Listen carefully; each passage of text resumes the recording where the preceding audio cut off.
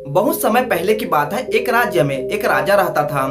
वह अक्सर वेश बदलकर अपने राज्य के गांव और नगरों के भ्रमण पर निकलता और प्रजा के हालचाल लिया करता था। एक दिन वह हमेशा की तरह वेश बदलकर भ्रमण पर निकला। एक रास्ते पर पहुंचकर उसे विचार आया कि क्यों ना मैं अपने राज्य के लोगों की परीक्षा लूं। आखिर मुझे भी तो पता चले कि मेरे राज्य की प्रजाओं की चरित्र कैसे हैं।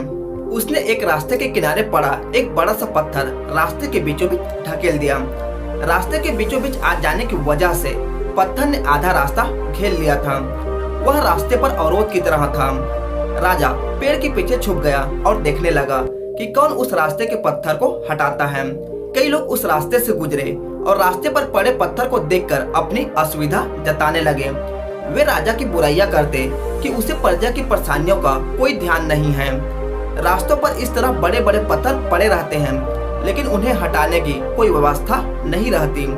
किंतु कोई भी इस पत्थर को वहां से हटाने का प्रयास नहीं करता। राजा छुपकर सारा हाल देख रहा था।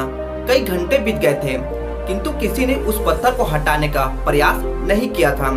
राजा दुखी हो गया कि उसके राज्य के लोग कितने स्वार्थी हैं, जो दूसरों की मीन तो निकालते हैं पर खुद भलाई का काम नहीं करते। वह स्वयं रास्ते पर पड़ा पत्थर हटाने के लिए आगे बढ़ा। तभी उसने देखा कि एक किसान पीठ पर धान की बोरी लादे आ रहा है। वह फिर से पेड़ के पीछे छुप गया।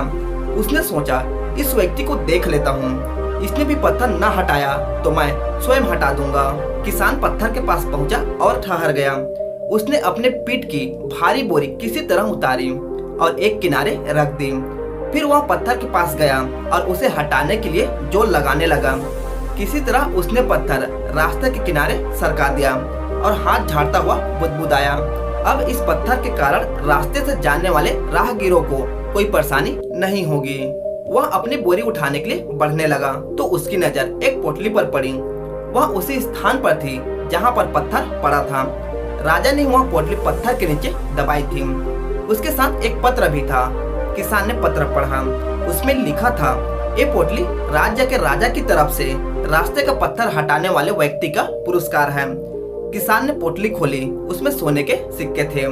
उसने मन ही मन राजा का धन्यवाद किया। फिर सोने की सिक्कों की पोटली कमर में बांधकर और धान की बोरी पीठ पर लादकर अपने घर की ओर चला गया।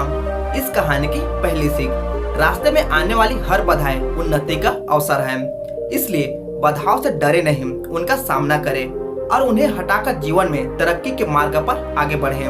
दूसरी सीख, परोपकार करने वाले व्यक्ति को परोपकार का शुभ फल अवश्य मिलता है।